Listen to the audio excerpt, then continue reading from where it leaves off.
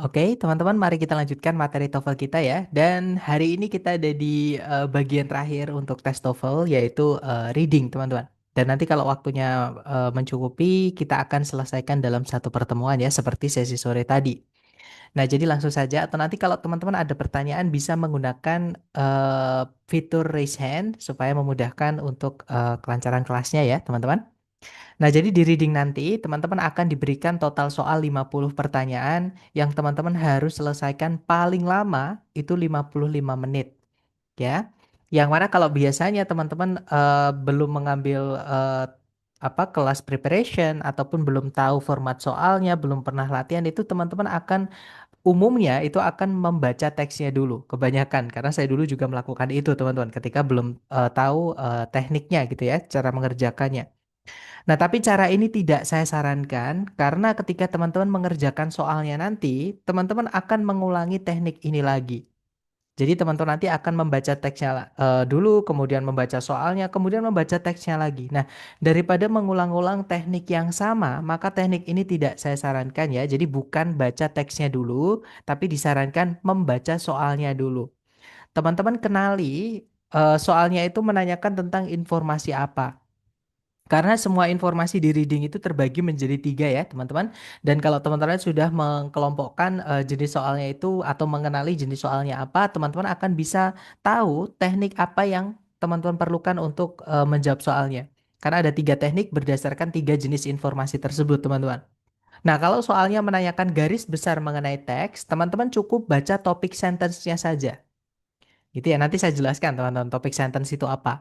Kemudian yang kedua, kalau pertanyaannya itu menanyai specific information, ya, jadi informasi-informasi kecil yang ada di dalamnya teks. Nah, itu caranya nanti beda, nanti kita bahas juga. Dan yang terakhir, jenis soal yang menanyakan informasi tersirat, teman-teman, atau implisit ya. Jadi jawabannya itu nggak ada di dalam teks. Oke. Nah, kita bahas dulu teknik pertama, yaitu teman-teman cukup membaca kalimat pertama di setiap paragraf atau yang disebut dengan topik sentence. Nah, sekali lagi ya teman-teman, topik sentence itu terletak di kalimat pertama di setiap paragraf. Dan membaca kalimat pertama di setiap paragraf ini teman-teman pakai ketika teman-teman mendapati atau menemukan soal di reading yang menanyakan garis besar mengenai teks. Nah, soal-soal yang menanyakan garis besar mengenai teks antara lain yang pertama adalah main idea atau gagasan utama, teman-teman. Nah, gagasan utama ini kadang dites namanya beda-beda ya. Ada yang nyebutnya main idea, ada yang nyebutnya primary discussion, ada yang nyebutnya adalah subject, kadang topik, kadang title, dan lain-lain. Intinya kalau menanyakan keseluruhan tentang teks atau kadang menanyakan tentang si penulis gitu ya.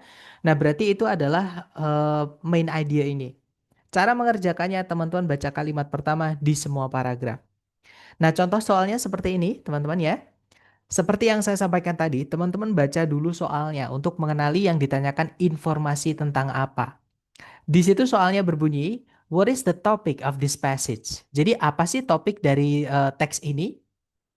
Nah, karena yang ditanyakan adalah topik dari teks dan topik itu nama lain dari main idea, teman-teman cukup baca kalimat pertamanya saja. Kebetulan di sini paragrafnya cuma ada satu, teman-teman. Ya, kebetulan karena di tes itu teman-teman nggak akan pernah menemukan bacaan yang hanya satu paragraf. Ya. Nah, kalau misalnya paragrafnya kebetulan cuma satu ya teman-teman baca aja kalimat pertamanya. Di situ berbunyi, dalam filosofinya John Dewey, sebuah perbedaan yang signifikan atau yang tajam, yang nampak gitu ya, itu dibuat antara kecerdasan dan kemampuan menggunakan logika. Nah, di sini berarti si John Dewey ini memiliki pemikiran atau memiliki berfilsafat, teman-teman, bahwa kemampuan menggunakan logika dan kemampuan menggunakan logika dan kecerdasan pada setiap orang itu berbeda. Gitu ya. Maksudnya itu pengertiannya berbeda, bukan dua hal yang sama gitu ya. Nah, kita cek dengan ABCD yang alfa di situ berbunyi kecerdasan dari John Dewey. Bukan ya, teman-teman. Kalau kita pilih yang alfa, berarti teks ini ngomongin seberapa cerdasnya John Dewey. Padahal teks ini bilang kalau John Dewey itu membedakan antara kecerdasan dan kemampuan menggunakan logika. Gitu ya. Jadi yang alfa bukan, teman-teman, melenceng gitu, berbeda ya. Kalau yang bravo, perbedaan-perbedaan yang dibuat oleh John Dewey. Nah, perbedaan tentang apa? Karena perbedaan kan ada banyak sekali ya, dan masa selama hidupnya John Dewey hanya membedakan kecerdasan dan kemampuan menggunakan logika? Ya, tentunya tidak, teman-teman. Jadi, yang Bravo ini salah karena dia terlalu luas, terlalu eh, tidak jelas gitu. Jadi, supaya lebih jelas harus dispesifikkan lagi. Alias ini nanti menimbulkan pertanyaan. Jadi, yang Bravo bukan, teman-teman, masih melenceng agak jauh gitu ya, walaupun ada hubungannya. Kemudian yang Charlie, gagasan-gagasannya Dewey mengenai kemampuan untuk menggunakan logika. Nah, kalau yang Charlie ini di teks tadi ada, teman-teman ya. Cuman ada bagian yang hilang, yaitu intelligence. Jadi John Dewey itu di dalam teks bukan hanya membahas tentang kemampuan menggunakan logika, tapi juga kecerdasan. Jadi yang Charlie ini ada variabel yang hilang. Jadi nggak bisa juga teman-teman ya. Bisa dibilang terlalu spesifik. Kalau saya biasanya nyebutnya ketika tes itu di kepala saya ketika melihat jawaban yang nggak lengkap seperti itu, saya nyebutnya terlalu sempit. Ya, karena ada yang dihilangkan. Informasi umum yang dihilangkan yaitu intelligence ini. Gitu ya. Jadi yang Charlie tidak bisa, teman-teman. Kalau yang Delta, bagaimana kecerdasan berbeda dari kemampuan menggunakan logika dalam pemikirannya Dewey? Nah, ketemu ya, jawabannya adalah yang delta. Jadi teks ini membandingkan bahwa kecerdasan dan kemampuan menggunakan logika itu berbeda menurutnya si Dewey atau berdasarkan pandangan Dewey seperti itu. Nah, itu adalah contoh soal main idea dan soal ini pasti keluar, teman-teman. Walaupun setiap bacaan kadang cuma satu yang keluar, gitu ya. Kemudian jenis soal yang kedua yang cara mengerjakannya adalah menggunakan teknik ini juga, teman-teman, yaitu idea organization atau pengembangan ide. Jadi bagaimana si penulis itu mengembangkan gagasan yang dia bawakan atau apa namanya? Menggiring informasinya itu bagaimana? Alurnya itu bagaimana, teman-teman? Nah, itu adalah idea organization. Nah, contoh ya, teman-teman, idea organization sama kita baca dulu soalnya. Kita kenali dulu ya. Nah, di situ soalnya berbunyi in this passage. Jadi di dalam teks ini, nah ketika teman-teman tes dan kalau teman-teman tesnya itu yang real dari ITS, yang soal resmi ya, itu tidak akan menemukan soal yang tidak lengkap seperti ini. Ya, karena ini saya ambilkan dari buku Longman tahun 2003, teman-teman ya. Yang dari lembaga itu. Nah, tapi hanya buat contoh saja karena nanti yang teman-teman dapatkan dari lembaga tesnya adalah tes prediksi memang dari Longman seperti itu. Dan kalau seumpama teman-teman menemukan soal reading yang tidak lengkap seperti ini, maka teman-teman juga harus memahami pilihan ABCD-nya. Jadi harus dibaca pilihan ABCD-nya juga, gitu ya. Supaya tahu yang diminta sama si pembuat soal itu sebenarnya apa. Di situ yang alfa berbunyi, sebuah ide itu disajikan dan kemudian dibantah. Yang bravo, sebuah konsep diikuti oleh contoh-contohnya. Kalau yang Charlie, sebuah sebab diikuti oleh sebuah akibat. Kalau yang Delta, sebuah kepercayaan yang didukung dengan alasan-alasan yang logis.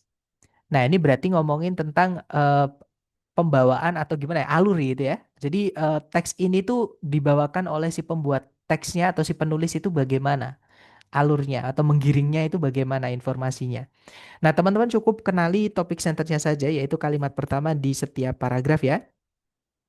Kalimat pertama paragraf satu itu berbunyi, jika ditanya siapa yang menemukan permainan baseball, sebagian besar orang-orang Amerika kemungkinan akan menjawab, jadi kemungkinan akan menjawab bahwa adalah kepercayaan mereka bahwa Abner Doubleday itu yang menemukan permainan baseball itu. Kemudian di paragraf kedua disebutkan, Doubleday itu diberikan kredit atau pengakuan gitu ya teman-teman atas penemuan ini atau di awal abad ke-20. Jadi 19 berapa gitu ya teman-teman. Ketika perusahaan alat-alat olahraga yang namanya adalah Spalding itu menyuruh gitu ya atau memberikan tugas untuk melakukan penelitian atau untuk meneliti pertanyaan atas siapa yang menemukan baseball. Nah, jadi Double D itu bukan yang nemuin, dia hanya yang diminta untuk mencari tahu siapa penemu permainan baseball ini, teman-teman. Cuman orang-orang Amerika salah paham. Kemudian di paragraf terakhir disebutkan, sekarang ini sebagian besar sejarawan olahraga itu sepakat bahwa Doubleday sebenarnya tidak punya andil apapun dalam perkembangan permainan baseball.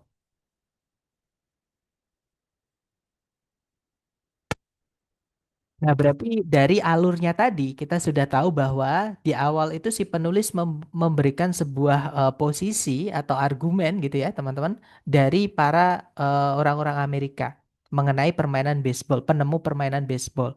Kemudian di paragraf kedua dan di paragraf ketiga, si penulis itu menjelaskan bahwa pemahaman atau kepercayaan itu adalah keliru atau dibantah lah gitu ya, teman-teman. Nah, berarti kalau kita merujuk di pilihan A, B, C, D tadi, jawabannya adalah yang alfa ya. Sebuah ide itu disajikan, kemudian dibantah atau dibuktikan keliru. Seperti itu, teman-teman. Nah, itu adalah contoh soal idea organization atau yang menanyakan tentang plot atau flow ya. Jadi alur ceritanya gitu, teman-teman. Jadi bagaimana teknik si penulis ini membawakan gagasan yang dia tulis seperti itu. Kemudian jenis soal yang terakhir, yang cara mengerjakannya teman-teman juga cukup baca kalimat pertama di setiap paragraf adalah tone, purpose, sama course. Nah, tone sendiri itu adalah sikap si penulis atau perasaan si penulis terhadap eh, topik yang dia angkat, teman-teman. Jadi si penulis ini apakah dia menuliskan perasaannya atau tidak, menuliskan sudut pandangnya atau tidak mengenai topik yang dia bawakan. Kadang penulis itu tidak, teman-teman, tidak menuliskan pendapatnya alias dia itu netral ya. Jadi dia objektif. Tapi ada juga penulis itu yang terbawa suasana atau dia itu terbawa oleh topik yang dia bawakan. Jadi dia menuliskan perasaannya atau sikapnya terhadap topik yang dia tulis. Nah, itu yang disebut dengan subjektif tadi. Jadi subjektif itu si penulis ini memasukkan perasaannya. Teman-teman, apakah dia marah, apakah dia sedih, apakah senang, apakah bingung, apakah takut, dan lain-lain. Gitu ya. Dan itu bisa dikenali dari vocab-vocab yang dia pakai seperti itu. Kemudian purpose itu adalah tujuan si penulis menulis teks tersebut. Kemudian course itu adalah mata kuliah yang mengangkat topik yang ditulis oleh si penulis. Ya, teman-teman. Nah, contoh soalnya seperti ini.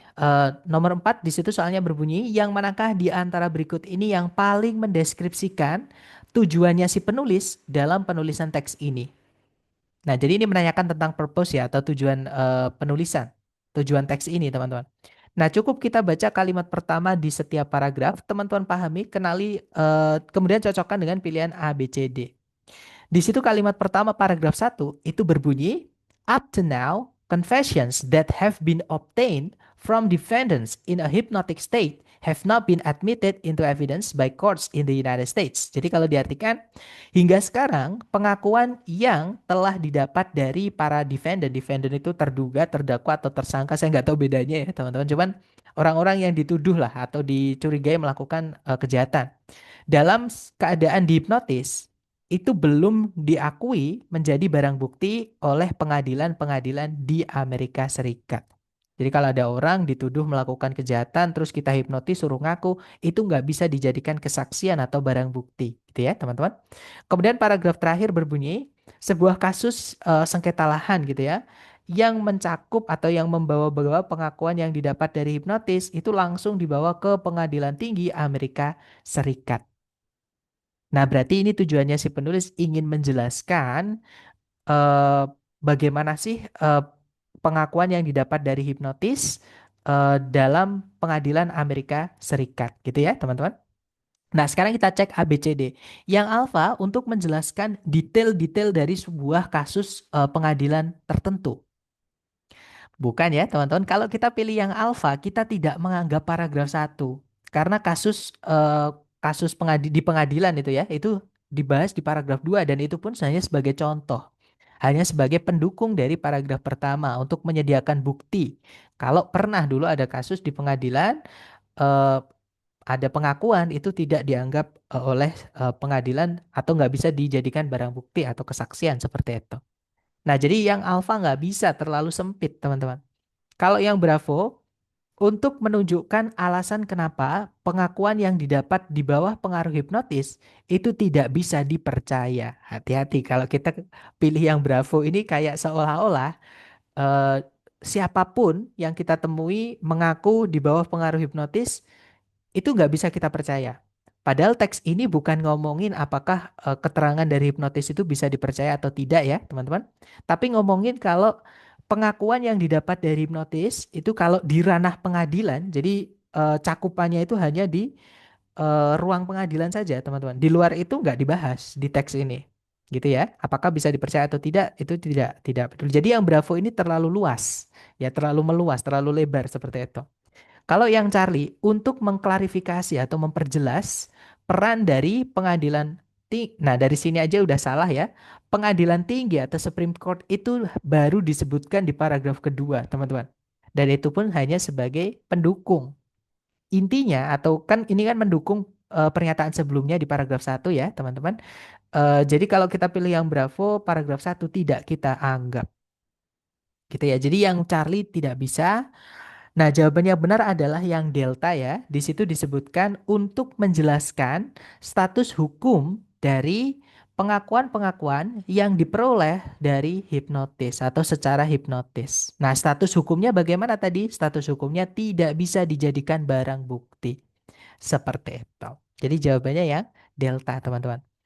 Kemudian nomor 5, di situ soalnya berbunyi, tone dari teks ini bisa dideskripsikan sebagai bagaimana, teman-teman. Nah, tone tadi yang saya sebutkan ya, jadi sikap si penulis terhadap topik yang dia bahas seperti itu. Nah, jadi kalau kita kalau kita baca kalimat pertama di setiap paragraf tadi, atau kita baca lagi ya. Jadi hingga sekarang pengakuan yang didapat dari hipnotis dari orang yang dihipnotis itu belum diakui sebagai barang bukti oleh pengadilan di Amerika Serikat. Nah, di situ penulis nggak ada menuliskan bagaimana pendapatnya, bagaimana perasaannya, bagaimana sudut pandangnya kan nggak ada. Kemudian paragraf kedua, sebuah sengketa lahan yang membawa-bawa pengakuan yang didapat dari hipnotis itu langsung dibawa ke pengadilan tinggi Amerika Serikat. Nah, di situ juga nggak ada si penulis itu menuliskan apakah pendapatnya baik atau buruk dan lain-lain nggak ada, teman-teman. Otomatis si penulis di sini netral alias objektif ya, hanya ingin berbagi pengetahuan atau informasi kepada pembacanya. Nah, jadi teks ini itu objektif, teman-teman. Nah, atau hanya ingin berbagi informasi saja atau netral ya. Jadi jawabannya adalah yang delta, teman-teman, informative. Gitu ya. Kemudian yang nomor 6, teks ini kemungkinan akan ditugasi untuk dibaca di mata kuliah yang manakah di antara berikut ini. Nah, kalau teman-teman mendapati soal mata kuliah ini ya, teman-teman baca kalimat pertama, eh, apa namanya, pemilihan vocabnya teman-teman pahami untuk mengetahui di bidang apa teks ini, gitu ya. Nah, kalau kita cek kalimat pertama, di situ ada kata confessions, artinya pengakuan, kemudian ada defendants tadi ya, tersangka, terduga, terdakwa, kemudian ada juga evidence, barang bukti, kemudian ada juga courts in the United States, pengadilan-pengadilan di Amerika Serikat. Nah, dari sini kita tahu bahwa cakupannya ini adalah di ranah hukum. Dan di pilihan A, B, C, D, yang ada hukumnya cuma satu, yaitu yang alpha, teman-teman. Jadi nomor 6 jawabannya adalah yang alpha, American law, seperti itu. Nah, itu tadi adalah pembahasan singkat mengenai jenis soal yang menanyakan garis besar mengenai teks, yang mana teman-teman bisa kerjakan dengan cara cukup baca kalimat pertama di setiap paragraf. Ya, teman-teman. Nah, sekarang mari kita coba yang sudah teman-teman pelajari barusan lewat latihan soal. Dicoba dulu, jangan takut salah. Di sini ada satu soal, waktunya 1 menit ya, teman-teman. Dimulai dari sekarang, silahkan teman-teman.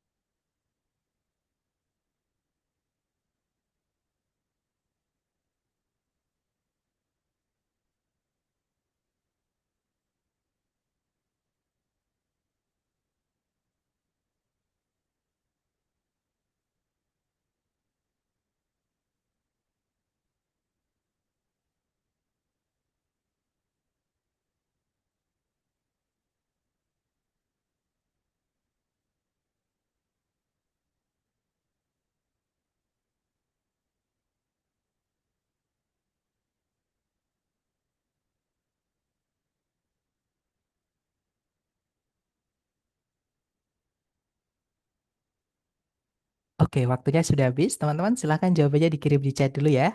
Dan saya lihat teman-teman menjawab ada jawaban Alpha, ada juga jawaban Charlie. Mari kita cek bareng. Kita baca dulu soalnya. Di situ soalnya berbunyi, bagaimana informasi di dalam teks itu dikembangkan atau disusun. Gitu ya, teman-teman. Nah, berarti kita baca kalimat pertama di setiap paragraf karena ini hanya menanyakan idea organization. Jadi bagaimana ide itu dikembangkan atau disusun, teman-teman. Kalimat pertama paragraf satu berbunyi, animal testing involves using non-human animals in experiments to test product safety, understand biological processes, and develop medical treatment. Jadi kalau diartikan kurang lebih, uji coba menggunakan binatang itu melibatkan menggunakan binatang selain manusia, tentu saja ya teman-teman, dalam eksperimen-eksperimen untuk menguji keamanan produk, memahami proses-proses biologis, dan mengembangkan perawatan medis.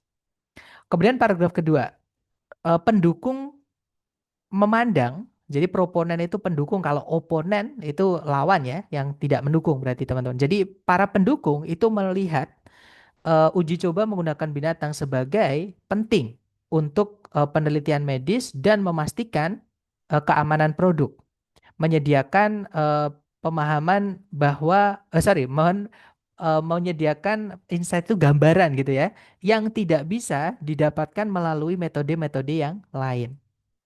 Kemudian paragraf terakhir, opponents, berarti orang-orang yang tidak setuju itu melihat uji coba binatang itu sebagai bermasalah secara etis. Dikarenakan perlakuan kepada binatang dan mempertanyakan validitas ilmiahnya. Yang menyatakan bahwa hasil dari penelitian menggunakan binatang itu tidak selalu sesuai terhadap manusia. Tidak selalu sama dengan manusia. Seperti itu. Nah, berarti intinya si penulis di sini membahas tentang animal testing ya. Lebih spesifiknya, dua pandangan mengenai animal testing, teman-teman. Nah, jadi jawaban yang paling tepat adalah yang alpha ya.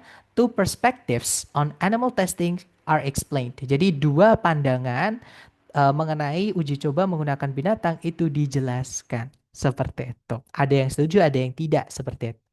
Oke, lanjut lagi ke nomor berikutnya, teman-teman. Silahkan dicoba dulu 1 menit dimulai dari sekarang. Silahkan.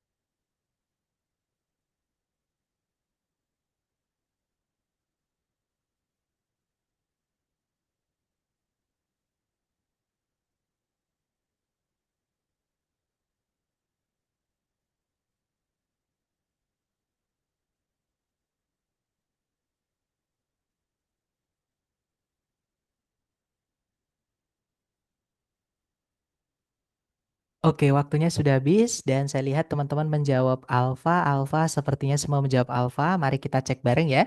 Di situ soalnya berbunyi, the tone of the passage could best be described as. Jadi tone atau sikap si penulis terhadap teks ini itu bisa dideskripsikan sebagai apa, teman-teman?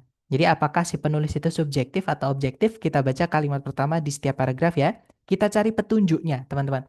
Di situ kalimat pertama berbunyi, penurunan kualitas tanah itu semakin meningkat pada tingkatan yang mengkhawatirkan. Nah, di sini kita sudah tahu ada kata alarming. Berarti si penulis di sini sikapnya terhadap soil degradation itu adalah alarm, teman-teman, atau berhati-hati atau cemas gitu ya. Cemas atau takut, khawatir seperti itu. Dan di pilihan A, B, C, D yang menunjukkan kata cemas, khawatir atau takut adalah yang alpha, concerned. Betul sekali. Jadi jawabannya yang alpha, teman-teman. Lanjut lagi ke nomor berikutnya. Silahkan teman-teman coba dulu. 1 menit dimulai dari sekarang. Silahkan.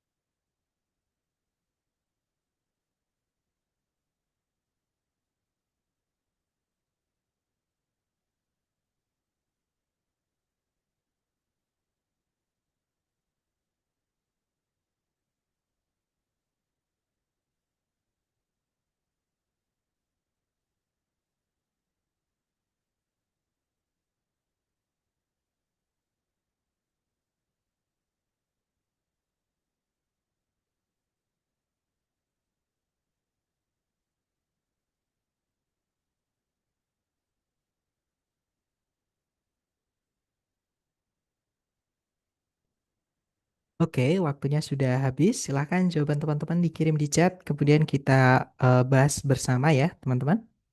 Dan saya lihat ada jawaban bravo, bravo, bravo, dan saya lihat semuanya menjawab bravo. Mari kita cek bersama. Nah, kalau kita baca soalnya di situ berbunyi, what does the passage mainly discuss? Nah, ini menanyakan tentang main idea. Jadi ya, di situ dibunyikan atau dikatakan apa yang teks ini utamanya bahas, teman-teman. Nah, berarti teman-teman cukup baca kalimat pertama di setiap paragraf ya. Kalimat pertama berbunyi, neutron stars atau bintang-bintang neutron dan juga pulsars merupakan atau ada di antara benda-benda di alam semesta yang paling intriguing itu apa teman-teman? Menarik untuk dibahas gitu ya, itu intriguing. Eh, yang keduanya itu berasal dari sisa-sisa atau apa teman-teman ya?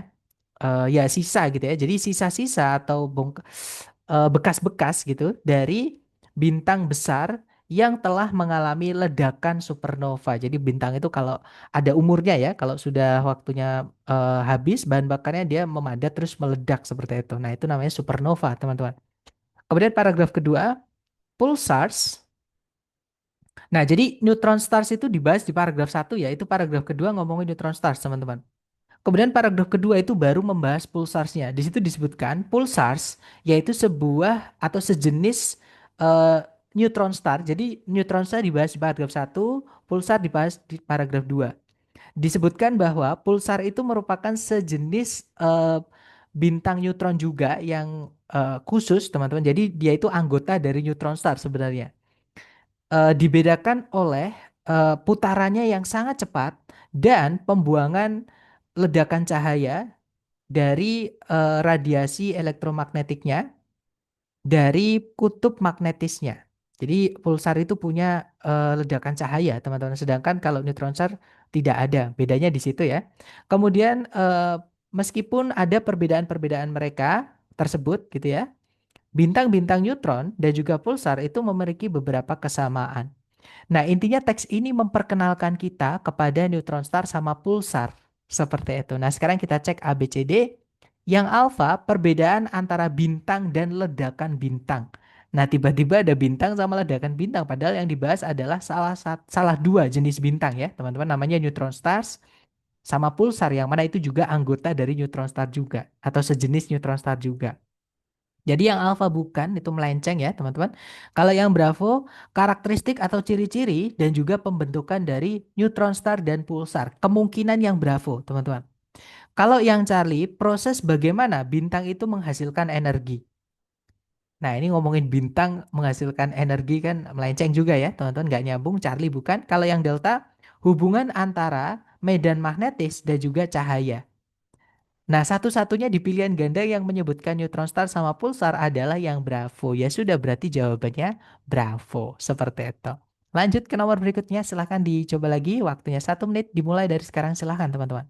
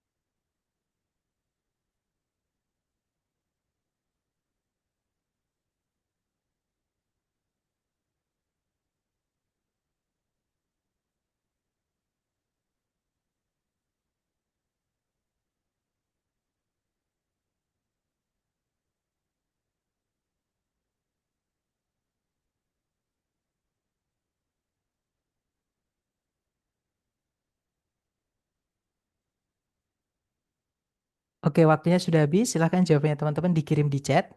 Dan saya lihat teman-teman menjawab Charlie, Charlie, Charlie. Oke, kita cek bersama. Di situ soalnya berbunyi, the main point. Main point itu nama lain dari purpose ya, teman-teman, atau tujuan. Jadi tujuan dari teks ini adalah untuk. Nah, kita baca kalimat pertama di setiap paragraf. Kalimat pertama paragraf satu berbunyi, the natural desalination atau desalination itu pemisahan air ini teman-teman, air asin. Jadi air asin itu kan ada kandungan garamnya ya, itu dipisahkan. Jadi air yang tawar dengan kandungan yang membuatnya asin itu dipisahkan. Nah, ini desalinasi itu proses tersebut yang terjadi secara alami merupakan hal yang banyak orang mungkin tidak pahami sepenuhnya atau tidak pahami gitu ya. Jadi bagaimana sih natural desalination ini berlangsung atau bekerja? Nah, berarti dari sini kita sudah tahu sebenarnya teks ini pengen menjelaskan tentang natural desalination process. Nah, tapi kita pastikan kita baca kalimat pertama di setiap paragraf. Di situ berbunyi proses ini yang dikenal sebagai solar desalination atau desalinasi oleh matahari gitu ya, merupakan sebuah bagian penting dari siklus airnya bumi dan memastikan kita atau makhluk hidup yang ada di bumi itu memiliki persediaan yang terus-menerus atau tidak pernah habis atau persediaan air tawar yang terus-menerus atau tidak pernah habis.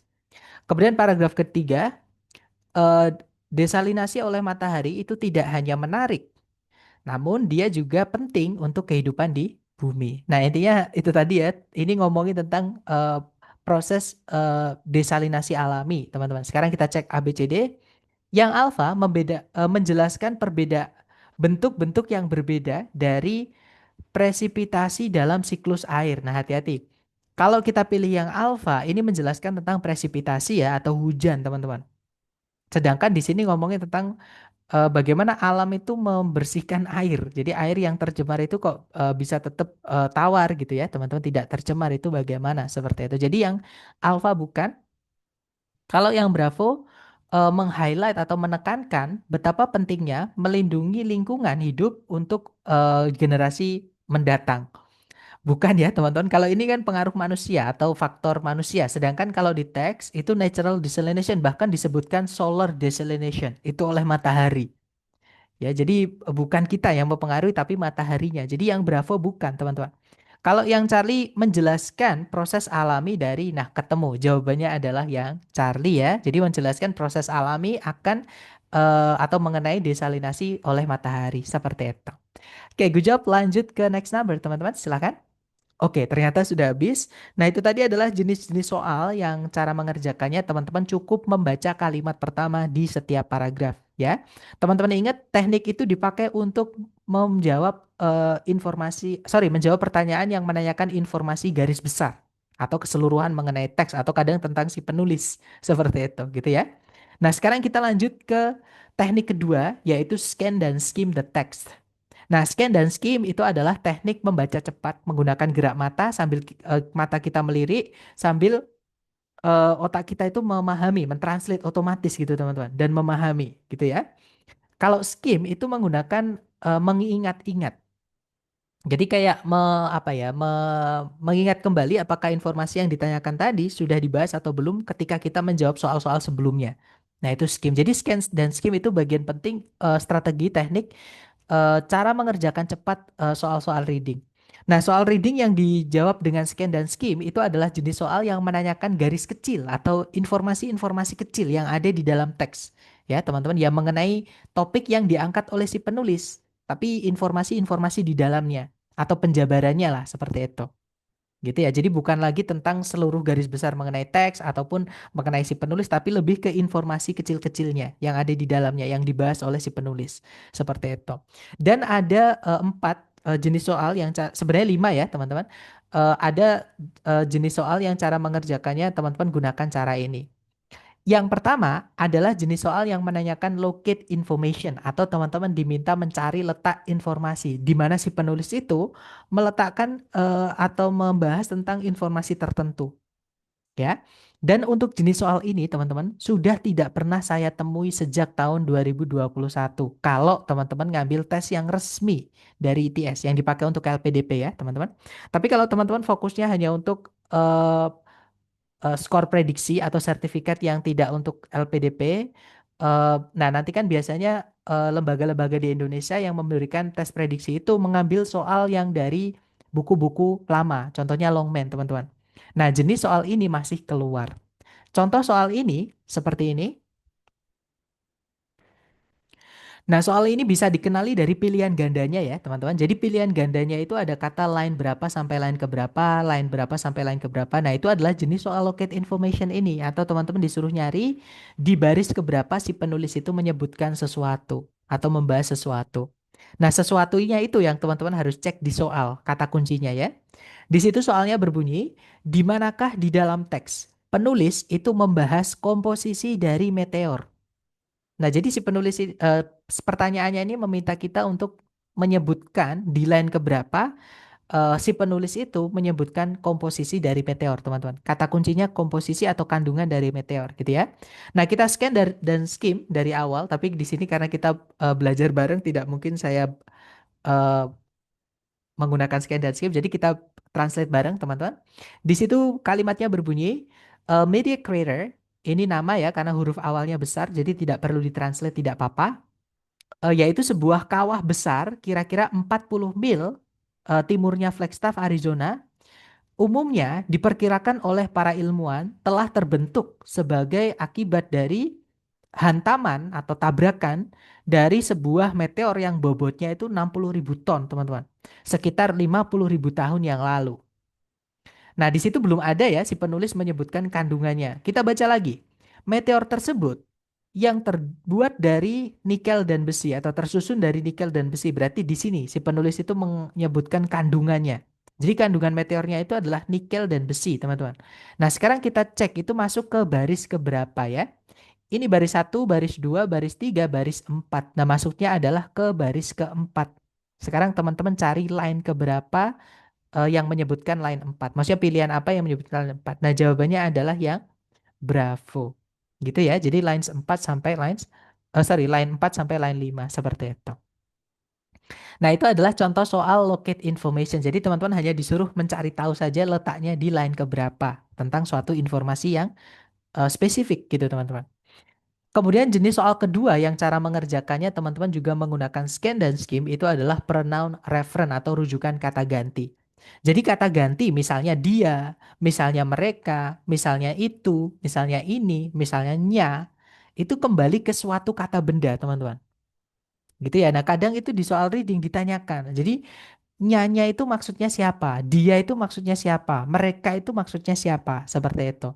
Nah, karena kata ganti itu biasanya atau umumnya menggantikan kata benda yang sebelumnya sudah pernah disebutkan atau yang tidak jauh masih dibahas barusan gitu ya. Maka teman-teman cara mengerjakannya adalah baca kalimat sebelumnya. Gitu ya. Contoh soalnya seperti ini, teman-teman.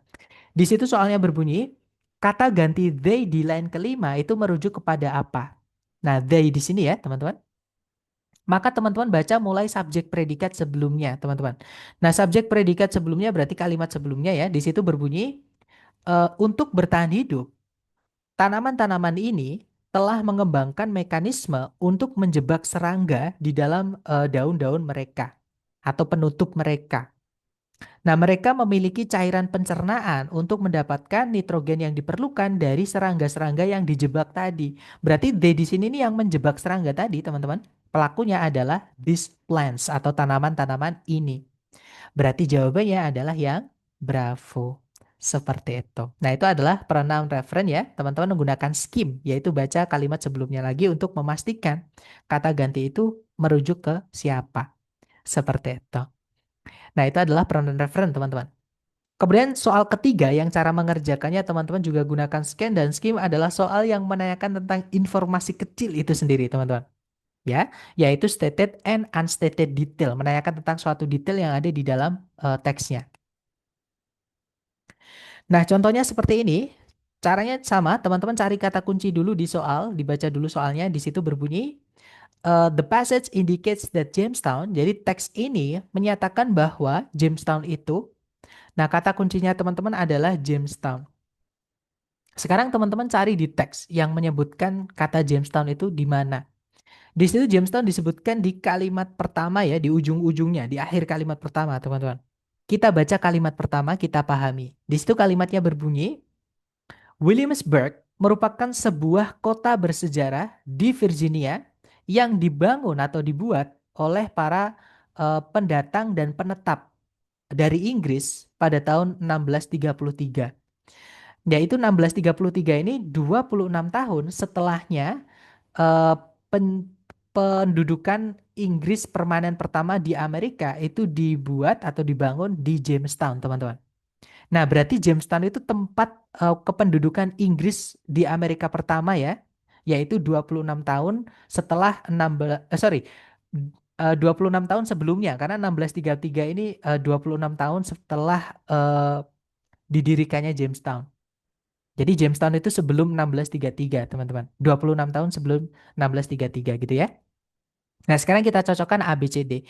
Yang alfa didirikan di tahun 1633. Nah, yang didirikan di tahun 1633 tadi bukan Jamestown ya, tapi Williamsburg. Di sini yang ditanyakan Jamestown, berarti yang alfa bukan, teman-teman. Kalau yang Bravo didirikan 26 tahun setelahnya Williamsburg. Nah, berarti Williamsburg dulu, baru Jamestown. Nah, ini kebalikan dengan informasi yang ada di dalam teks. Justru kebalikannya, Williamsburg lah yang didirikan 26 tahun setelah Jamestown. Jadi yang Bravo bukan ya. Kalau yang Charlie merupakan kependudukan Inggris permanen pertama di Amerika. Nah, ketemu teman-teman. Jawabannya adalah yang Charlie. Seperti itu. Nah, itu adalah stated detail. Jadi jawabannya ada di dalam teks, tinggal teman-teman nyari. Gitu ya. Nanti biasanya di pilihan A, B, C, D itu menggunakan kata-kata yang berbeda tapi intinya sama. Maksudnya sama. Gitu ya. Nah, kemudian contoh soal berikutnya yang cara mengerjakannya adalah menggunakan scan dan skim adalah unstated detail. Nah, unstated detail ini lawan dari stated detail, teman-teman. Kalau stated detail tadi, teman-teman disuruh nyari informasi mengenai yang ditanyakan. Nah, kalau unstated detail ini kebalikannya, teman-teman. Teman-teman disuruh nyari informasi yang salah atau yang bukan atau yang tidak tepat mengenai kata kunci yang ditanyakan. Jadi di pilihan A, B, C, D itu yang tiga benar, yang satu salah. Nah, teman-teman disuruh nyari yang salah ini. Seperti itu. Contoh soalnya seperti ini, teman-teman. Yang manakah di antara berikut ini yang tidak benar tentang kata gadget di dalam teks ya. Jadi kata gadget ini kata kuncinya teman-teman, tapi teman-teman disuruh nyari yang tidak benar di dalam teks. Jadi yang nggak ada di dalam teks. Ya, di A, B, C, D ini yang salah yang mana tentang kata gadget. Nah, maka kita cari kata gadget. Kalau kita scan dan skim, kata gadget disebutkan di kalimat kedua, teman-teman ya. The word gadget. Nah, kita baca kalimatnya. Kalimatnya berbunyi, kata gadget merupakan salah satu kata yang demikian itu. Nah, yang demikian itu tuh yang maksudnya bagaimana? Maka kita baca mulai subjek predikat sebelumnya juga, teman-teman. Di situ kalimat sebelumnya atau kalimat pertama berbunyi, dalam bahasa Inggris ada banyak sekali macam ungkapan-ungkapan yang berbeda yang orang gunakan atau pakai untuk memberi nama kepada sesuatu yang namanya tidak diketahui atau sementara terlupa. Kata gadget merupakan satu kata yang demikian itu. Jadi contohnya lah kata gadget, teman-teman. Dan memang untuk unstated detail ini tidak cukup kalau teman-teman hanya baca satu kalimat. Ya, kadang informasinya itu ada di dalam atau umumnya ada di dalam beberapa kalimat dalam satu paragraf. Kadang bahkan dalam satu paragraf itu full harus teman-teman baca. Seperti itu. Pokoknya selama teksnya itu atau paragrafnya itu masih membahas tentang kata kunci, maka teman-teman baca gitu ya. Kemudian kalimat berikutnya berbunyi, kata gadget pertama kali digunakan oleh pelaut Inggris. Maaf, para pelaut Britania, maaf teman-teman, pada tahun 1850-an. Dan mungkin datang dari bahasa Prancis yaitu gacete, yang merupakan atau yang berarti kail kecil atau mata pancing kecil, teman-teman. Dalam penggunaan sehari-hari, kata tersebut atau kata gadget itu memiliki makna yang lebih luas atau makna yang lebih umum. Kata-kata yang lain, nah ini sudah bukan ngomongin tentang kata gadget. Berarti teman-teman lupakan, jangan dilanjutkan bacanya. Daripada nanti dibingungkan dengan informasi yang tidak ditanyakan gitu ya. Cukup yang sudah kita butuhkan sudah ketemu, kita cocokkan dengan A, B, C, D. Yang alfa di situ berbunyi, kata gadget digunakan untuk memberi nama atau menamai sesuatu ketika namanya tidak diketahui. Tadi ada ya teman-teman di kalimat pertama dan kalimat kedua. Jadi yang alfa bukan karena kita disuruh nyari yang tidak benar tentang kata gadget. Kalau yang bravo kata gadget digunakan di awal abad ke-19. Nah, awal abad ke-19 itu tahun 1801 mungkin sampai 1810 lah gitu ya, teman-teman. Sedangkan kalau teman-teman cek di teks, pertama kali digunakan itu pada tahun 1850-an. Berarti awal abad itu belum ada kata gadget itu, teman-teman. Gitu ya. Otomatis yang salah adalah yang Bravo, dan yang salah itu memang seringkali seperti ini teman-teman. Yang salah itu kadang cuman hanya ada di satu kata. Nah, kadang kita nggak notice di pilihan ganda, makanya di sini konsentrasi diperlukan, gitu ya. Dan saya sarankan teman-teman sering latihan untuk mengasah konsentrasi tadi, gitu ya, teman-teman. Jadi dia bukan dipakal di awal, tapi di pertengahan abad ke eh, 19, gitu ya, teman-teman. Nah, jadi yang salah adalah yang Bravo atau jawabannya yang Bravo karena harusnya bukan at the beginning, tapi in the middle, seperti itu. Nah, kemudian kalau yang Charlie, kata gadget itu kemungkinan besar datang dari sebuah kata dalam bahasa Prancis. Tadi ada ya, dari gacete, teman-teman. Artinya kail kecil atau mata pancing kecil. Kalau yang Delta, penggunaan pertamanya yang diketahui adalah oleh para pelaut dari Britania. Tadi juga ada first used by British sailors, gitu ya. Jadi yang Delta bukan. Oke, nah itu adalah unstated detail. Memang cukup merepotkan teman-teman. Tapi kalau sudah sering latihan, enak kok. Trust me guys, karena saya sudah eh, sudah ngerasain lah gitu ya. Dulu kesulitan, sekarang udah enak gitu. Nah, kemudian untuk jenis soal terakhir yang cara mengerjakannya scan dan skim juga adalah soal vocabulary atau kosakata. Nah, untuk soal vocabulary ini, kalau teman-teman sudah tahu artinya dan di pilihan ganda teman-teman menemukan sinonimnya cuma ada satu, maka tidak perlu baca teks. Pilih aja sinonim satu-satunya itu. Sudah dipastikan 100% benar. Gitu ya. Nah, tapi kalau siapa tahu ketika teman-teman nanti tes dan menemukan soal vocab ini dan vocabnya itu teman-teman nggak tahu, maka gunakan cara ini ya. Nah, sebelum saya menjelaskan caranya, saya ingin menjelaskan dulu tujuan vocab atau yang ditanyakan itu ya. Vocab itu adalah pemilihan kata, kadang itu adalah istilah, teman-teman, yang dipilih oleh si penulis untuk menyederhanakan sesuatu atau untuk menggambarkan sesuatu. Nah, sesuatu yang dimaksud itu biasanya sudah dijelaskan sebelumnya, gitu ya. Jadi disederhanakan setelahnya menggunakan kata yang singkat tadi, atau biasanya kata yang singkat tadi, kata yang pendek tadi itu dijabarkan di setelahnya. Nah, kita nggak tahu gaya penulis kadang di sebelum, kadang di setelahnya. Otomatis cara mengerjakannya teman-teman baca mulai dari kalimat sebelumnya, kalimat yang mengandung kata yang ditanyakan, dan kalimat setelahnya. Jadi ada 3 kalimat teman-teman. Ya, untuk apa ya? Untuk memprediksi atau mengantisipasi keluarnya atau penjelasannya itu di mananya seperti itu. Nah, contohnya soalnya seperti ini. Kita baca dulu soalnya ya. Di situ soalnya berbunyi, an incumbent in line one is most likely. Jadi kata incumbent di line pertama itu kemungkinan besar adalah apa, teman-teman? Oke. Nah, kalau teman-teman mungkin yang jurusan politics, misalkan teman-teman dari PDN gitu ya, pasti tahu incumbent ini. Atau kalau teman-teman hobi mengikuti tentang perpolitikan, itu pasti tahu incumbent itu apa. Nah, tapi banyak juga orang yang tidak familiar kan. Caranya sama yang saya sampaikan tadi, baca mulai subjek predikat sebelumnya atau kalimat sebelumnya, teman-teman. Kemudian kalimat yang mengandung dan kalimat setelahnya. Kebetulan di contoh ini, incumbent disebutkan di kalimat pertama, alias sebelumnya nggak ada kalimat lain. Berarti penjelasannya ada di kalimat setelahnya. Jadi cukup dua aja ya, kalimat ini dan kalimat setelahnya, teman-teman. Di situ kalimatnya berbunyi, dalam sebuah pemilu atau pemilihan umum, pemilihan pemerintahan gitu ya, atau pilkada dan sebagainya, incumbent umumnya memiliki keuntungan yang lebih kuat atau keuntungan kuat di atas pendatang baru, seorang pendatang baru.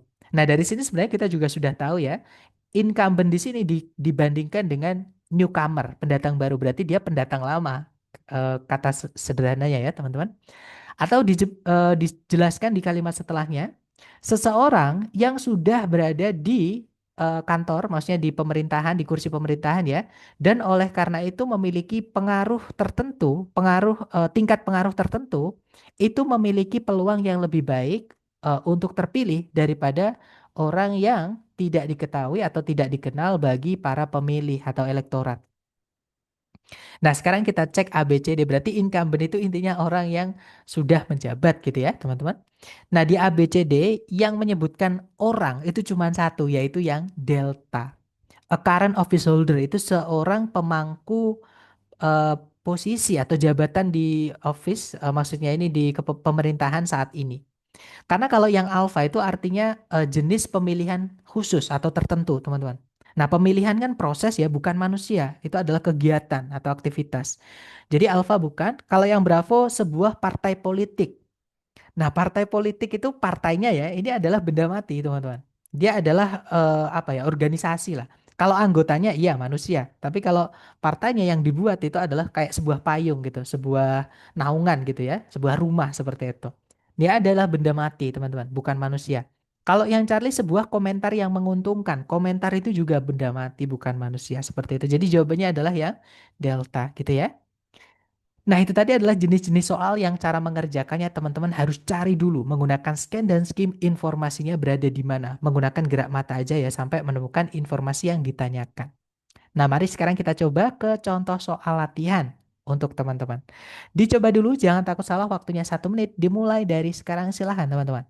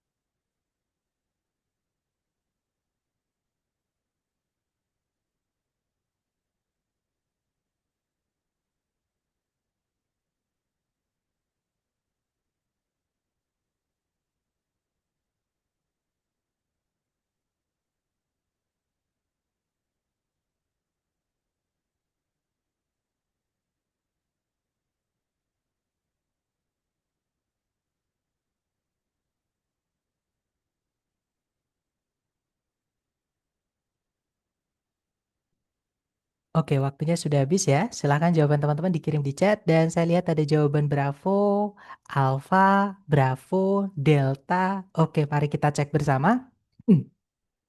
Di situ soalnya berbunyi, di mana di dalam teks penulis itu memberi nama dari atau menyebut nama atau menamai lah gitu ya. Betina tertua di dalam kelompok gajah atau kawanan gajah, teman-teman. Nah, kalau kita scan dan skim ada kata betina tertua itu ada di kalimat kedua ya. Maksud saya di line kedua. Di situ disebutkan this elder female. Nah, ini vocab, teman-teman. Menjelaskan sebelumnya. Ya, jadi disebutkan di sebelumnya itu gajah itu menunjukkan dinamika sosial yang sangat menakjubkan yang apa ya, yang menjunjung kesatuan keluarga yang utuh yang berpusat pada panduan dari seekor matriark. Nah, matriark itu apa? Di situ disebutkan betina tertua ini. Nah, berarti betina tertua ini ya matriark tadi, teman-teman. Eh, Dia ini yang mengambil peran leadership menjadi pemimpinnya. Gitu ya. Nah, jadi jawabannya adalah di line kedua. Jawabannya yang alfa seperti itu. Lanjut lagi ke nomor berikutnya, teman-teman. Silahkan dicoba dulu. 1 menit dimulai dari sekarang. Silahkan.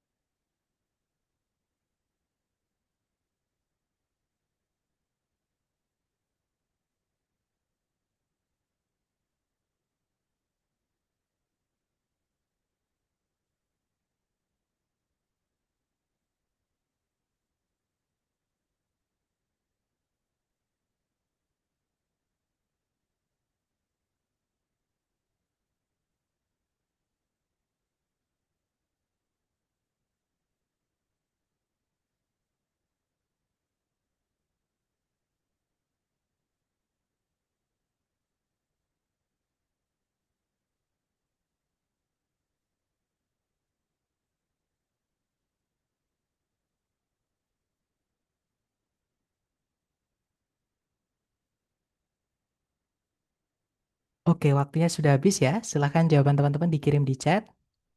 Dan saya lihat ada jawaban Charlie dan kita baca dulu soalnya. Di situ soalnya berbunyi berdasarkan paragraf ketiga, bagaimanakah antosianin itu berbeda dari pigmen-pigmen tanaman yang lain. Paragraf ketiga ya, teman-teman. Kemudian pertanyaannya kata kuncinya adalah perbedaan antosianin dengan pigmen tanaman yang lain, teman-teman. Nah, kalau di paragraf ketiga di situ ada kata unlike. Unlike itu artinya tidak seperti, kan kita disuruh nyari perbedaan ya, teman-teman. Di situ disebutkan tidak seperti klorofil dan karotenoid. Klorofil itu pigmen hijau daun ya, teman-teman. Kalau karotenoid itu yang warnanya apa kuning, teman-teman. Kuning dan oranye gitu ya. Sorry, kuning dan apa ini? Ya, kuning dan oranye gitu ya. Nah ini teman-teman, orange, yellow, brown pigment itu namanya adalah karotenoid seperti itu. Jadi tidak seperti klorofil dan karotenoid, antosianin itu biasanya tidak dibuat atau diproduksi hingga akhir musim pertumbuhan. Nah jadi perbedaannya di situ ya, antosianin itu baru dibuat di akhir musim pertumbuhan teman-teman. Sedangkan klorofil sama karotenoid itu dari awal musim pertumbuhan atau bahkan sebelumnya itu sudah diproduksi seperti itu. Nah, yang ngomongin tentang waktu itu adalah yang delta ya. Jawabannya adalah yang delta, teman-teman. Kalau yang alfa salah karena di situ ngomongin tentang kuantitas atau jumlahnya. Nah, di situ tidak disebutkan apakah antosianin jumlahnya dalam jumlah yang lebih besar atau jumlah yang lebih sedikit. Jadi yang alfa nggak bisa. Kalau yang bravo, antosianin itu tidak ada di daun dari pohon-pohon berbuah. Bukan di situ perbedaannya. Bahkan kalau teman-teman lanjutkan membaca, di situ disebutkan bahwa antosianin itu mewarnai, memberikan warna. Beberapa buah-buahan seperti cranberry, anggur ungu, dan juga stroberi. Berarti dia ada di tanaman-tanaman yang berbuah ya, teman-teman. Jadi yang bravo bukan. Kalau yang Charlie, antosianin itu memerlukan klorofil dan karotenoid untuk menghasilkan warna. Nah, di situ juga tidak disebutkan apakah untuk menghasilkan warnanya karotenoid itu membutuhkan antosianin atau klorofil atau tidak. Ya, jadi yang Charlie tidak bisa karena tidak disebutkan, teman-teman. Jadi jawaban yang paling tepat adalah yang delta, bahwa antosianin itu tidak ada di daun-daun selama bagian awal dari musim pertumbuhan. Karena dia baru diproduksi itu di akhir maksud saya musim pertumbuhan seperti itu. Gitu ya. Itu kan tidak dihasilkan sampai akhir musim pertumbuhan. Berarti kan diproduksinya di akhir musim pertumbuhan. Itu ya, teman-teman. Jawabannya adalah yang delta. Lanjut lagi ke nomor berikutnya. Silahkan dicoba dulu. 1 menit dimulai dari sekarang. Silahkan, teman-teman.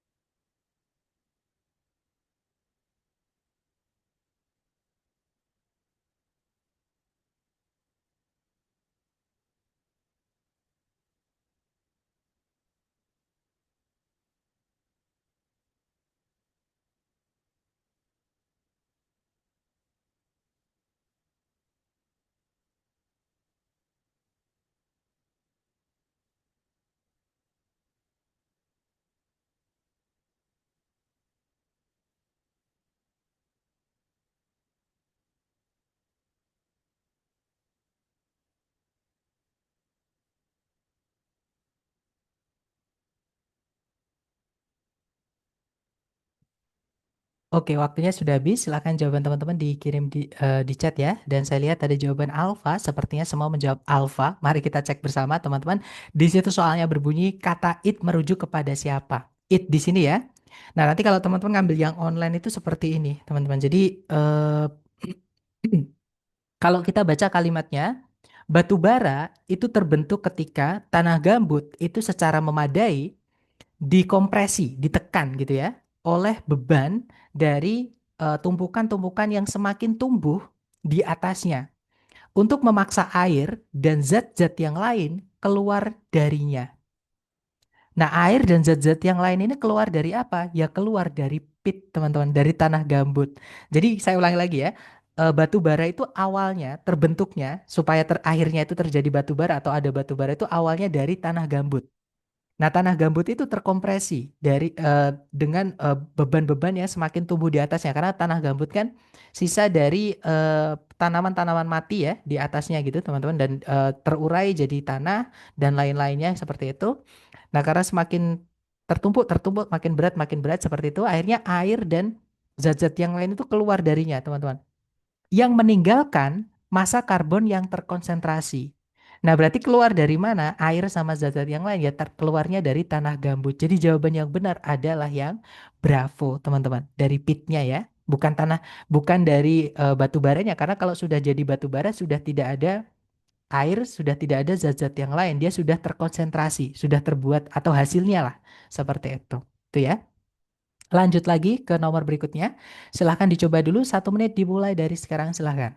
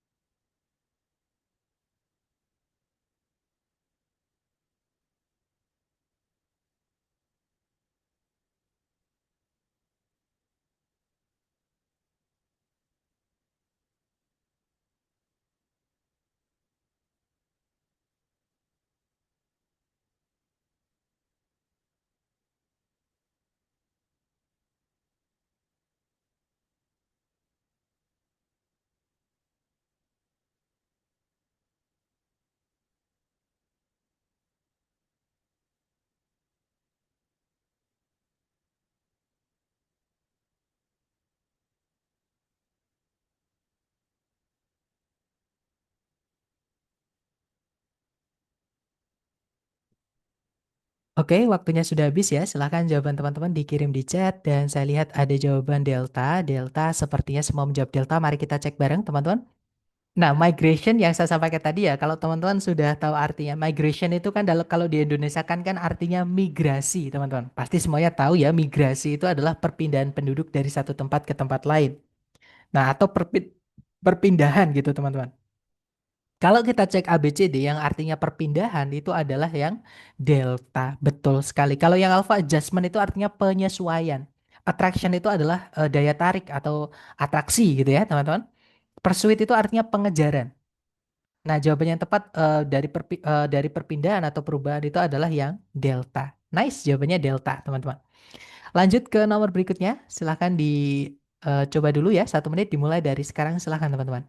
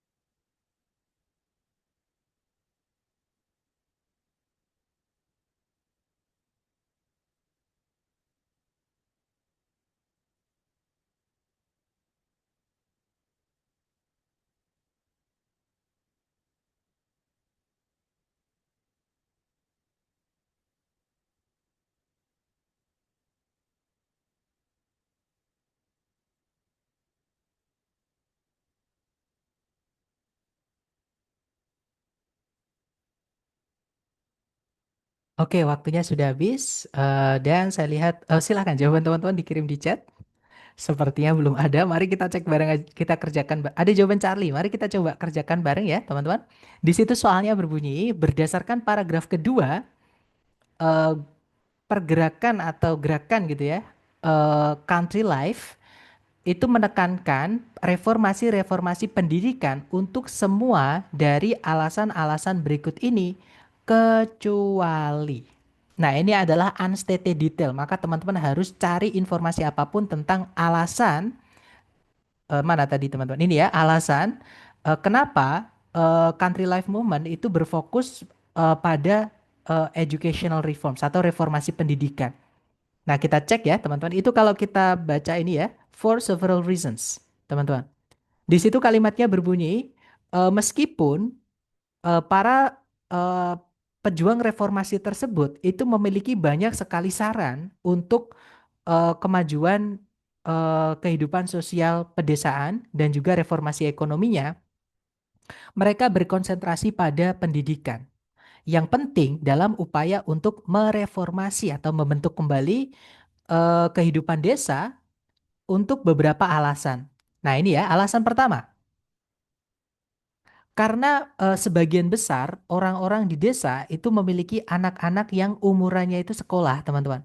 Nah, sekolahan atau sekolah-sekolah itu merupakan institusi sosial yang penting dalam Amerika pedesaan. Kemudian alasan kedua, sekolah-sekolah tersebut itu berurusan dengan anak-anak atau ketemu sama anak-anak, teman-teman, yang lebih siap atau lebih mampu beradaptasi daripada orang-orang dewasa. Karena anak-anak kecil kan ini nggak tahu ya, ini teorinya eh, psikologis, teman-teman ya. Jadi anak-anak kecil itu lebih dapat belajar lebih cepat. Misalkan teknologi, misalnya apapun itu kan teknologi cepat sekali gitu ya, misalnya. Sedangkan orang dewasa itu fokus ke mencari nafkah biasanya atau fokus kerja dan lain-lain. Nah, untuk benar-benar endur-endur itu bertahan atau tetap ada gitu ya, teman-teman. Perubahan-perubahan dalam masyarakat pedesaan itu harus berawal dengan anak-anak. Finally, berarti yang ketiga ya, yang terakhir, alasan ketiga, karena mereka itu memberikan uang dan mengatur standar kurikulum dan juga instruksional pengajaran maksudnya ya. Pemerintah negara bagian itu bisa menginfluence, mempengaruhi atau memberikan pengaruh atau mengatur gitu ya, teman-teman. Sekolah-sekolah sebagaimana mereka tidak bisa mengatur institusi-institusi yang lain. Jadi sekolah itu bisa diatur oleh pemerintah karena pemerintah memberikan dana, menyokong dana, teman-teman. Gitu ya. Nah, sekarang kita cek ABCD. Yang alfa, sekolah memainkan peran penting dalam kehidupan sosial pedesaan. Tadi ada ya. Letaknya mungkin sebentar, saya ganti warna dulu.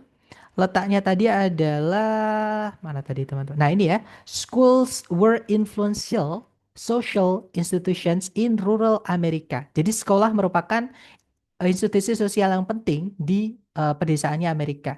Jadi yang alfa bukan teman-teman, karena di soal ada dan benar gitu ya. Karena kita disuruh nyari yang except, yang kecuali. Kalau yang Bravo, sekolah itu bisa dengan mudah dipengaruhi atau diatur oleh pemerintah negara bagian. Tadi juga ada ya, karena mereka memberikan uang tadi teman-teman, dan juga mengatur standar kurikulum.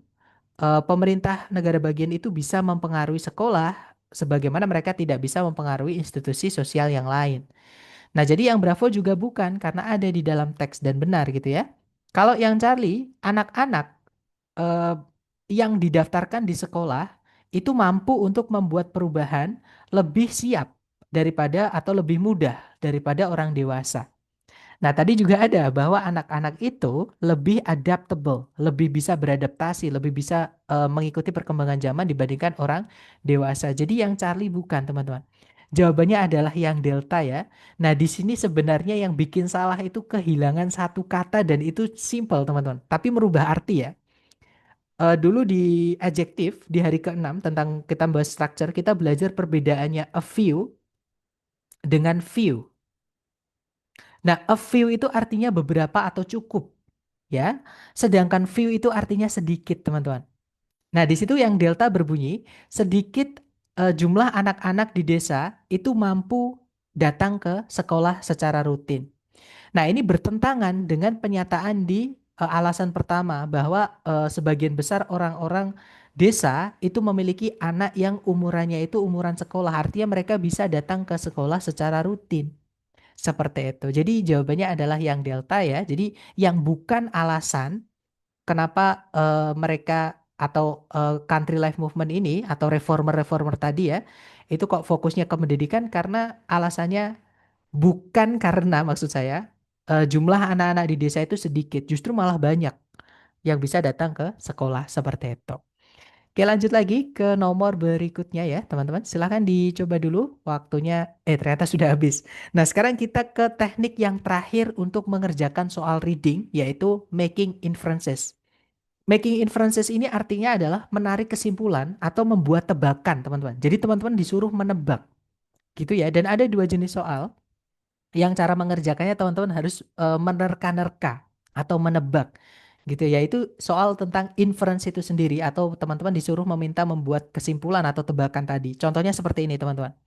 Di situ soalnya berbunyi, yang manakah di antara berikut ini yang mungkin bukan sebuah kata dalam bahasa Hawaii. Jadi si penulis aja atau si pembuat soal aja itu bilang mungkin teman-teman. Artinya dia tidak menuliskan informasi tentang Mahalo, Mahi-Mahi, Meklea, sama Moana di dalam teks. Atau teman-teman boleh cari. Di dalam teks ada nggak Mahalo, Mahi-Mahi, Meklea, sama Moana? Pasti tidak ada teman-teman. Ya, makanya dia si pembuat soal bilangnya mungkin. Ya, Eh, kalau misalkan sudah ditulis, nggak mungkin dia bilang mungkin. Kan seperti itu. Nah, jadi yang manakah yang di antara berikut ini yang mungkin bukan kata dalam bahasa Hawaii?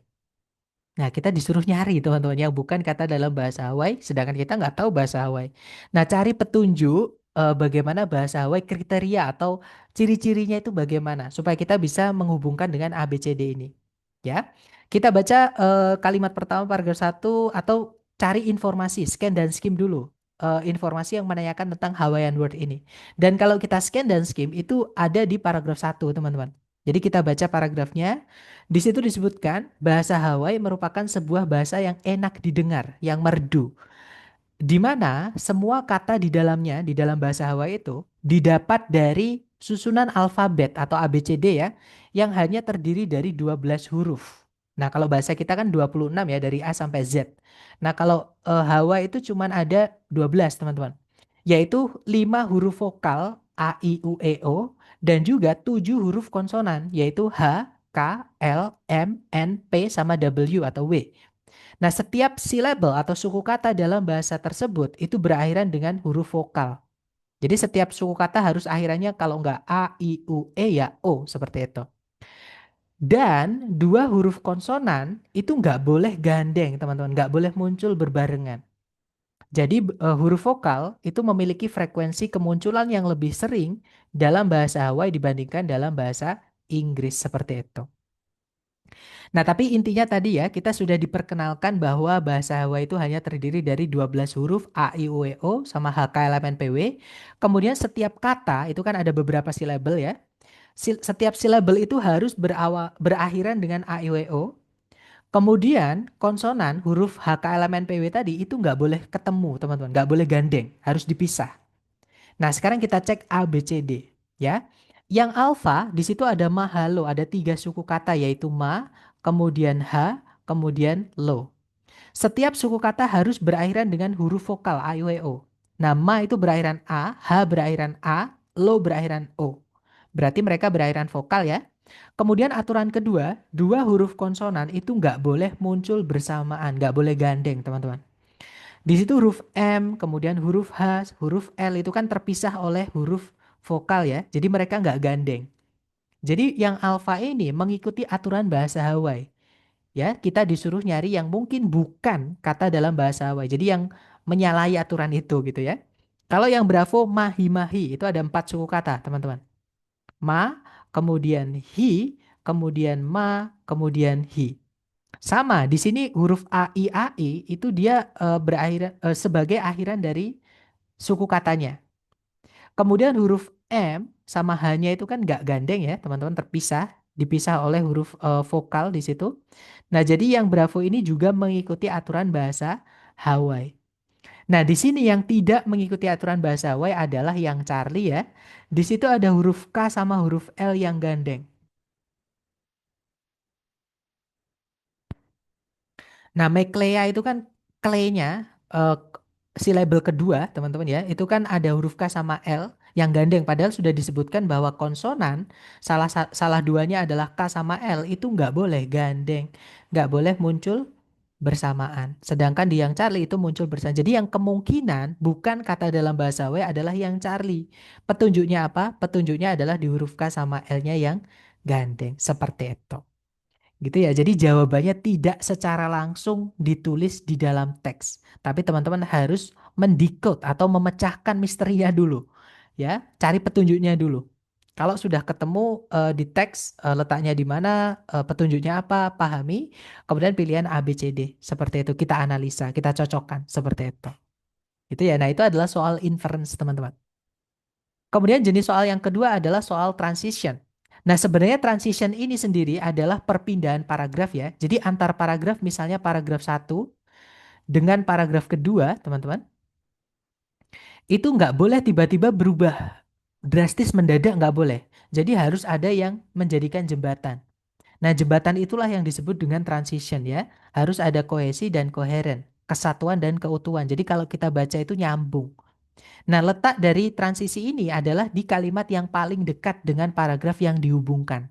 Jadi kalau paragraf satu dan paragraf kedua, transisinya itu entah di kalimat terakhir paragraf satu atau di kalimat pertama paragraf kedua. Yang itu nanti akan menjebatani perpindahan topiknya. Seperti itu. Gitu ya, teman-teman. Dan transisi ini teman-teman bisa gunakan dijadikan petunjuk menjawab ketika teman-teman disuruh nebak. Kalau seumpama sebelumnya teks ini kita masukkan paragraf lagi, itu membahas tentang apa? Kalau nggak gitu setelahnya teks ini membahas tentang apa, itu eh, nah teman-teman bisa gunakan teknik ini, teman-teman.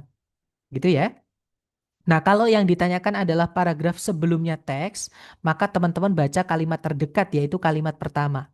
Kalau yang ditanyakan adalah setelahnya atau following, ya, teman-teman baca kalimat terakhirnya. Gitu ya.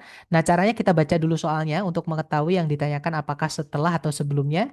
Di situ soalnya berbunyi paragraf preceding. Preceding itu artinya yang mendahului, teman-teman. Berarti sebelumnya teks ya. Jadi paragraf yang mendahului teks ini kemungkinan besar membahas tentang apa. Nah, dibaca transisinya. Di situ transisinya berbunyi mitos yang lain mengenai lautan atau dari lautan itu membahas tentang Davy Jones. Nah, tiba-tiba ada keterangan mitos yang lain mengenai lautan. Berarti sebelumnya itu kan sudah membahas tentang mitos mengenai lautan juga ya. Tapi bukan tentang Davy Jones, teman-teman. Karena Davy Jones ini disebut sebagai mitos yang lain, yang berbeda dari yang sebelumnya sudah dibahas. Seperti itu. Dan kalau teman-teman lihat di pilihan Alpha sama Bravo, itu ada penyebutan Davy Jones. Otomatis itu salah, teman-teman. Kenapa? Karena nggak mungkin sebelumnya sudah ngomongin tentang Davy Jones, padahal Davy Jones baru diperkenalkan di sini. Jadi nanti alurnya mundur, sudah selesai dibahas, baru diperkenalkan. Kan nggak enak kalau dibaca gitu ya, teman-teman. Sedangkan kalau kita menulis itu harus memenuhi aturan kohesi dan koheren tadi. Jadi jawaban yang tepat adalah yang Charlie ya. Di situ disebutkan kisah tradisional yang berbeda atau yang lain dari lautan. Seperti itu.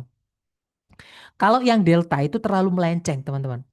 Bersiap-siap untuk melakukan perjalanan di laut. Nah, misalnya sebelumnya ini kita membahas tentang apa saja yang harus dipersiapkan nih sebelum kita melakukan perjalanan laut, entah itu fisik, entah itu mental, entah itu logistik dan lain-lain. Nah, terus setelahnya paragrafnya ngomong mitos yang lain mengenai lautan membahas tentang Davy Jones. Kan nggak nyambung, teman-teman. Terlalu loncat gitu. Dan itu tidak boleh. Gitu ya. Nah, maka dari itu jawaban yang delta salah. Oke. Nah, sekarang giliran teman-teman mempraktekkan yang sudah kita pelajari tadi ke contoh soal latihannya. Dicoba dulu waktunya 1 menit, dimulai dari sekarang. Silahkan teman-teman.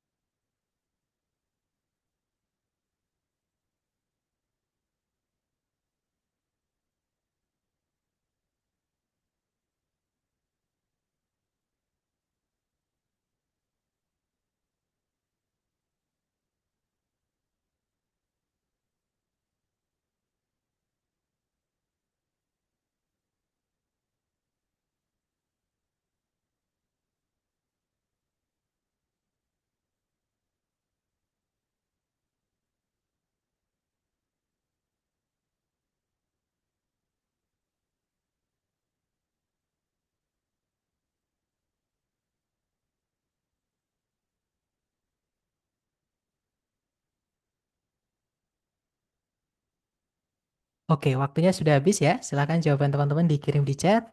Dan saya lihat ada jawaban Bravo, semuanya menjawab Bravo. Kita cek bareng ya. Di situ soalnya berbunyi, paragraf yang mendahului teks ini kemungkinan besar membahas apa, teman-teman? Nah, karena yang ditanyakan adalah yang mendahului, maka teman-teman baca transisinya ya, yaitu kalimat pertama, kalimat yang paling dekat dengan paragraf yang ditanyakan. Di situ kalimat pertama berbunyi, meskipun elang gundul merupakan satu simbol nasional dari Amerika Serikat, elang gundul itu bukanlah satu-satunya. Nah, berarti paragraf ini ngomongin ada yang lain gitu ya, teman-teman. Simbol nasional Amerika Serikat selain elang gundul. Berarti elang gundul itu sudah dijelaskan di sebelumnya tadi, di paragraf sebelumnya.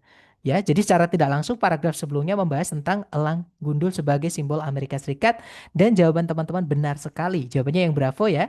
The bald eagle which symbolizes the United States. Jadi elang gundul yang menyimbolkan atau menjadi simbol Amerika Serikat seperti itu. Oke, good job. Next ke nomor berikutnya. Silahkan teman-teman coba dulu. 1 menit dimulai dari sekarang. Silahkan teman-teman.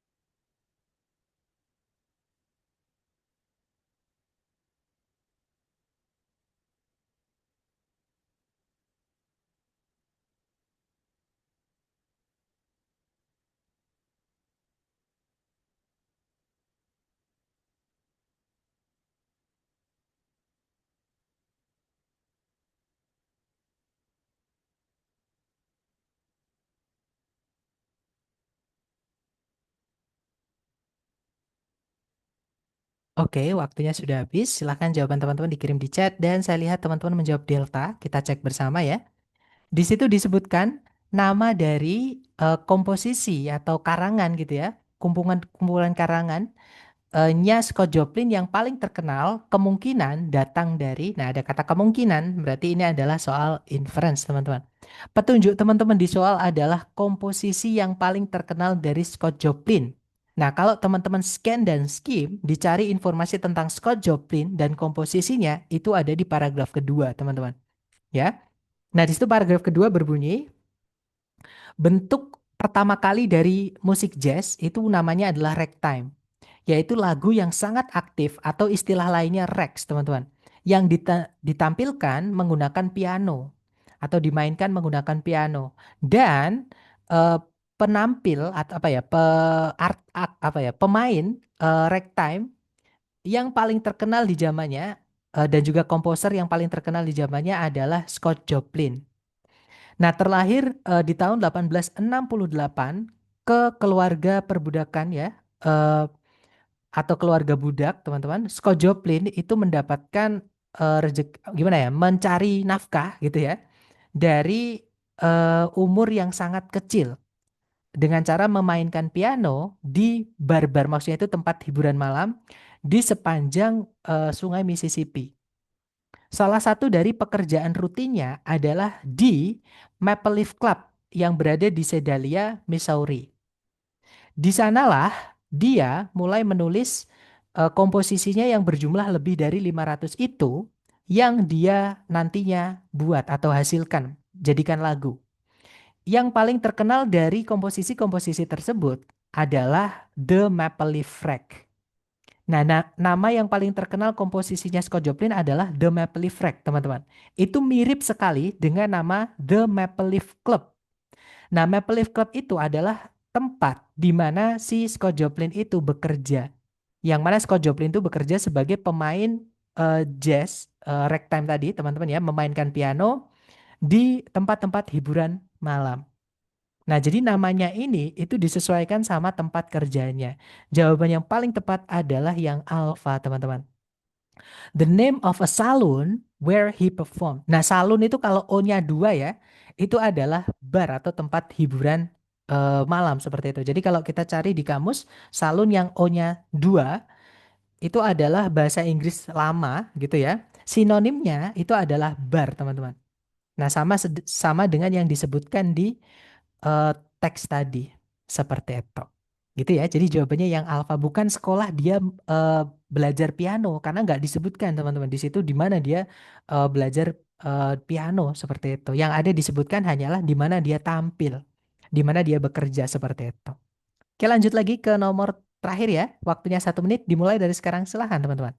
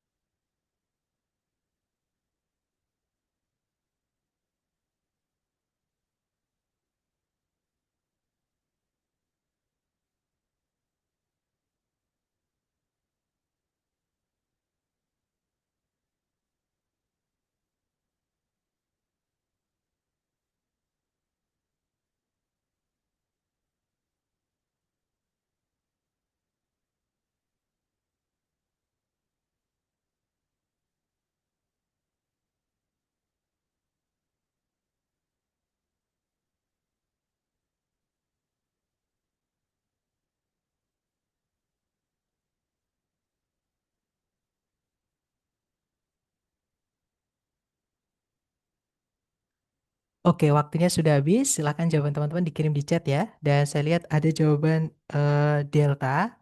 Sepertinya semua menjawab Delta. Oke, mari kita cek bersama ya, teman-teman. Di situ soalnya berbunyi paragraf yang mengikuti. Nah, following itu mengikuti artinya setelahnya, teman-teman. Teks ini kemungkinan membahas apa? Nah, setelahnya teks ini membahas apa? Berarti kita baca kalimat yang terdekat, yaitu kalimat terakhir, itu transisinya.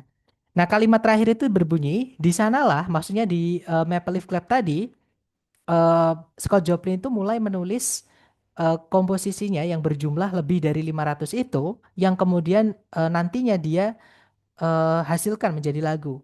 Dan yang paling terkenalnya adalah Maple Leaf Rag, teman-teman. Nah, berarti di sini paragraf setelahnya itu pasti ngomongin lanjutannya ini, teman-teman, yaitu tentang komposisinya Scott Joplin, lebih mendalam, lebih mendetail, lebih spesifik seperti itu. Gitu ya. Nah, jadi jawaban yang paling tepat adalah yang Charlie, teman-teman.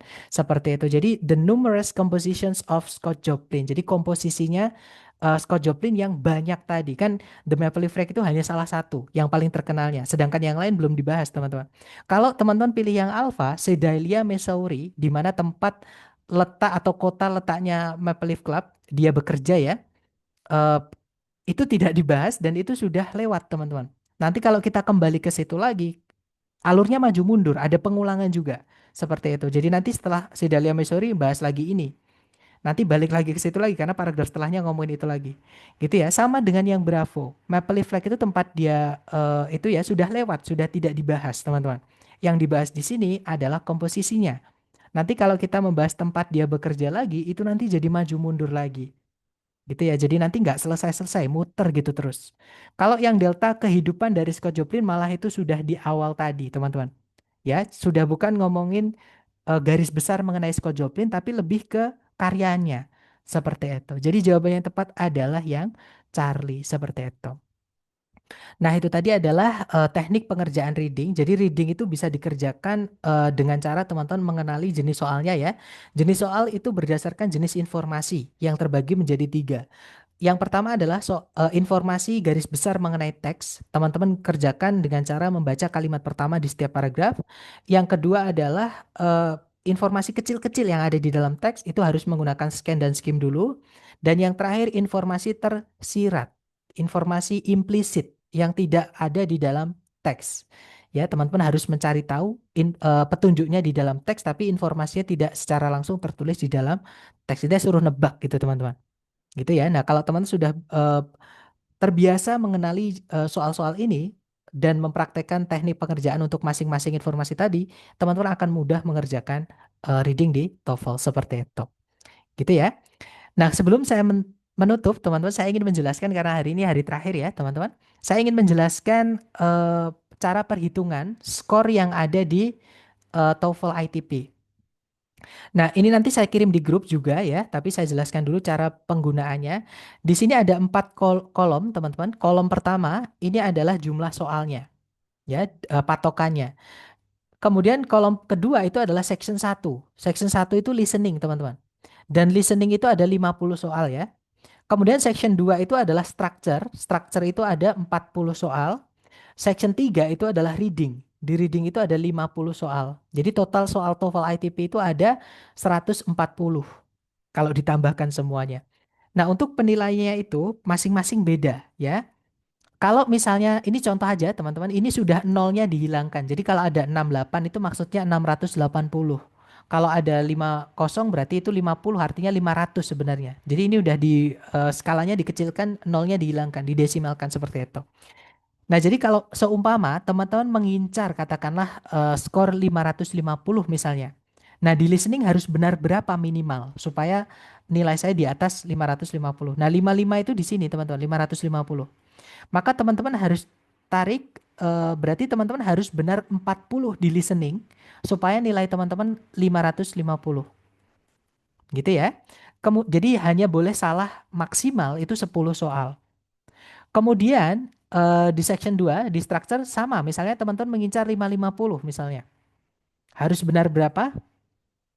Maka teman-teman harus minimal itu benar maksud saya eh, paling sedikit ya, teman-teman benarnya itu adalah 29. Kalau bisa lebih supaya bisa di atas 550. Kemudian kalau di reading misalnya teman-teman juga mengincar 550. Maka teman-teman harus benar 36, teman-teman. Ya, jadi hanya boleh salah 14 supaya nanti rata 550, 550, 550 supaya nilai rata-ratanya juga 550. Karena nilai rata-rata yang jadi skor akhir TOEFL ITP teman-teman. Gitu ya. Seumpama teman-teman di listening dapat nilai 600 misalnya. Kemudian di struktur dapat nilai 490. Kemudian di reading itu teman-teman dapat nilai 510. Nah, itu nanti berarti nilai teman-teman adalah 1600 dibagi 3. Jadinya 500 sisa 10 dibagi 3, 530-an teman-teman. Jadi 533 nilai teman-teman nanti kalau eh, contohnya benernya seperti itu. Jadi di listening 600, structure katakanlah ya 490, di reading 510, nilainya teman-teman adalah 533. Seperti itu. Itu cara penghitungan skor TOEFL ITP. Ya, teman-teman.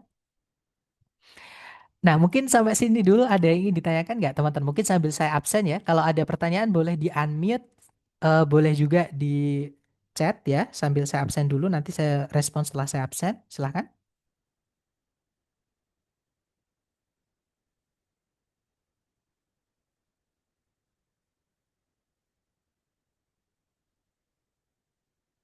Oke, sudah selesai saya absen, teman-teman.